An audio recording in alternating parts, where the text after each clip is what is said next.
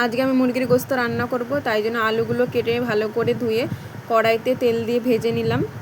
ভালো করে ভাজা হয়ে যাওয়ার পর আমি আলুগুলো তুলে নিচ্ছি একটা গামলাতে। এরপর শিল নোড়াতে আদা রসুন বেটে নিলাম। আমি আদা রসুন বাটা হয়ে যাওয়ার পর শুকনো লঙ্কা ভেজে নিয়েছিলাম, এবার শুকনো লঙ্কাগুলো বেটে নিলাম ভালো করে মিহি করে বেটে নেওয়ার পর এবার ভাজা জিরেগুলো আমি এবার ভালো করে শিল নোড়াতে বেটে নেব, পুরো মিহি করে বেটে নিলাম।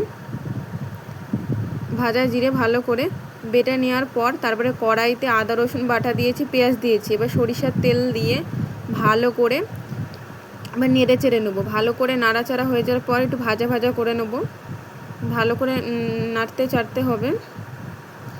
এবার একটা আস্ত রসুন দিয়ে দিয়েছি পরিষ্কার করে ছিঁড়িয়ে। এরপর আমি গোস্তগুলো দিয়ে দিলাম, মুরগির গোস্তগুলো দিয়ে দিলাম। এবার ভালো করে নেড়ে চেড়ে নিয়ে এরপরে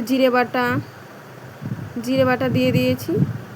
তারপরে শুকনো লঙ্কা বাটা দেবো। এবার শুকনো লঙ্কা বাটা দিয়ে দিলাম।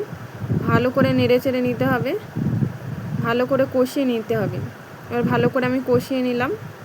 তারপর কষিয়ে নেওয়ার পরে পানি দিয়ে তারপরে কিছুক্ষণ রেখে দিয়ে হয়ে গেল।